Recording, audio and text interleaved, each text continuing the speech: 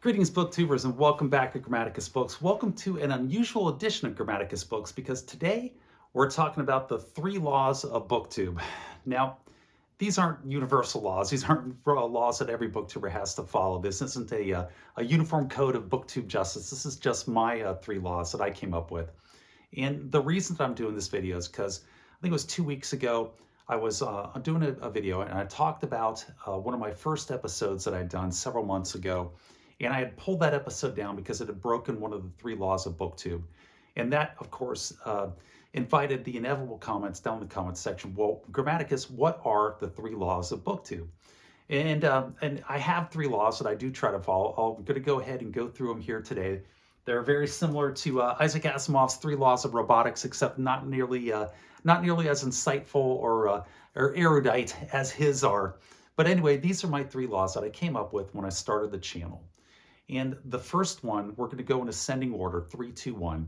So law number 3, or rule, or I should say, if this was a Pirates of the Caribbean movie, at this point I would say, well, they're more guidelines than actual rules or laws. But rule, law, guideline, whatever noun you want to affix to it, we're going to take them in ascending order. So law number 3 is keep the channel, keep the episodes, the videos, focused on all things literature and literature related. And what that means simply is that nobody wants to hear what I had for breakfast this morning. Nobody is interested in what my diet and exercise plan has been for the last couple of months. That the videos should stay focused on the literature, primarily vintage science fiction and fantasy, and all things literature related.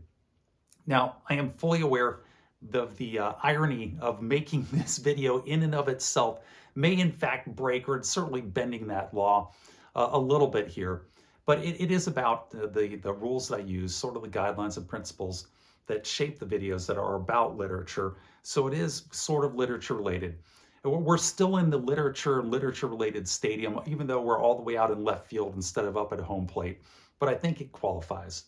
So I think we've bent that one a little bit, but we haven't snapped it off at the stem completely. We're still in the stadium with this video. So that is rule or law number 3. And that takes us to law number 2. So law number 2 is be interesting. Shoot videos that are interesting, videos that I would want to watch. And this was one of the reasons why I actually started my Booktube channel after I found Booktube and was watching all the fantastic booktubers that are out there. But I'm watching the booktubers and I'm thinking, well, hey, wouldn't it be interesting if somebody were to do a video on topic A or somebody was to do a video on topic B? And I came to the conclusion that unless I made the video, there was a very high likelihood it probably wasn't going to get made. And some examples of what I would call interesting videos along these lines, are the celebrity deathmatch videos that I do, where we take Isaac Asimov and Robert A. Heinlein, we throw them into the octagon, and we come up with a set of objective, reasonable criteria to compare these 2 giant authors against and see if one of the other is better. And it's just an interesting exercise. It's an exercise that generates comments, it generates opinions, it gets people discussing it down in the comments section. And that's what I really enjoy about making this channel, is seeing what people say down in the comments section and getting their opinions and their views, which frequently open doors to me and reveal things that I hadn't thought of. Or say like the top 10 BroTube movie challenge, which again, we're stretching rule number 3 right there, but I think we're still literature related. We try to tie it in as literature related. And those are just very fun videos to make, and they're interesting. Or say the video that I did on the true ending to the Conan saga, where, because Robert E. Howard died so young and so tragically, that if he had lived, he certainly had decades of Conan stories that were still left in him, which opens the door to the question, had Robert E. Howard lived, had he written Conan stories for several more decades, what would have been his ending to the Conan saga? And I think that's a legitimate question. It's a very interesting question. It's a question that stimulates thought and debates and comments. And I wanted to make sure that the channel was, at least periodically, making those types of videos that were interesting. And I'm going to go off on a slight tangent here on a little vignette. And before I retired, I'm semi-retired now, but before I retired, we were off doing training with a large group of us, and we were getting lunch at the bottom of this building in, I think it was Chicago. And this building was big enough that it had a food court in the bottom of it. And we had gone down, and I didn't like any of the restaurants that were in the food court. Nothing was appealing to me. So they had a little mini mart there, and I went into the mini mart, and instead for my lunch, I got a bag of wasabi peas, a Pop-Tart, and a Coke, and came back up. And Coke is my giant kryptonite. And that's Coca-Cola, not cocaine. But Coke is my kryptonite. It's my one great weakness. I have a hard time. They've got me hooked. So anyway, I take my wasabi peas, my Pop-Tart, and my Coke back up into the room, and I'm sitting there eating it with my coworkers. And one of my coworkers looks over at me, and he goes, "Grammaticus, the radio in your head is set to a different channel." And and the French have an expression that it loosely translated, actually directly translated, means staircase wit. Meaning when somebody says something to you as you're leaving their house, as you're walking down the staircase, it's then that you get the perfect reply. It occurs to you in your head. And I think it's l'esprit d'escalier. I probably butchered that, but it means staircase wit. In this case, I did not have staircase wit. I actually had the perfect response pop into my head. And I turned to Brent and I go, "Why, yes, Brent, the radio in my head is set to a different channel. You should tune in sometime. It plays pretty good music," which got a laugh from everybody. But I think it brings up the point is that I like to try to look at things from a different perspective, come at it from a different angle, and generate interesting topics and interesting discussions. And I really do enjoy and read all the comments and discussions that these videos create and generate.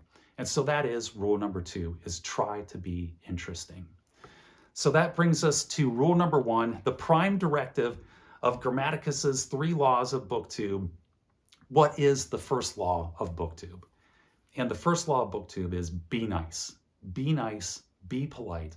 Be nice and polite in all your dealings on Booktube at all your levels. And that means down in the comments section, be polite to everybody in the comments section. Now, this is the internet. I do get 1%ers who occasionally will put something in the comments section that is there just to antagonize people. It has no other reason other than to upset somebody. And I will just delete those comments out. But you also get people who will take a different opinion, and I like different opinions. That's what expands your horizons and gives you thoughts that you might not have had. And it's one of the things I really enjoy about the comments in the comments section is it does open my eyes to different opinions and different ideas. But sometimes you get somebody who will put a different opinion down there, and then they'll throw a little zinger in. And your first response is to fire a zinger back. And I have to dial that back. Be polite. Try to be polite and be nice to everybody. And I had a very wise instructor once tell me, he was teaching a class on how to deal when you're interacting with the public, how to deal with difficult people in the public while you're interacting with them, while you're having a discussion. And his advice was, if it tastes good, swallow it. And what he meant by that is you're having a discussion, somebody says something, and you have the perfect reply on the tip of your tongue. You're going to score, you know that you've got a zinger, you know you're going to score a point. You've got a little dig in there, along with some correct factual information. And if it tastes good, if it's on the tip of your tongue and it's spicy and you like it, swallow it. Don't say it. Because if you do utter it, if you bring it out, no matter how correct it is, once you fire that zinger off, once you get that little dig in, you have lost your audience. It doesn't matter, how rational you were, how correct you were. At that point, you've lost your audience. So if it tastes good, swallow it. And I try to adhere to that as best I can down in the comment section. I think I do a pretty good job. And be polite. And frequently what I'll find is, even though somebody will fire off a zinger, you come back and you be polite as possible, and then they will reply back and they're actually polite back. And now you've got a conversation going, and it pays dividends. Being polite, being nice pays its own dividends. And also that applies, of course, to the Booktube community itself. We have a fantastic Booktube community of just fantastic, polite, super nice people. And I want to make sure that I'm returning that niceness and that hospitality in all of my dealings with them. And then finally, the third part to the prime directive of Grammaticus, the 3 laws of Booktube, is to be respectful and be polite to the content creators, the people whose works that you're critiquing here on the channel. And I quickly realized when I started to do this channel, and pardon me 1 minute while I get a drink of water.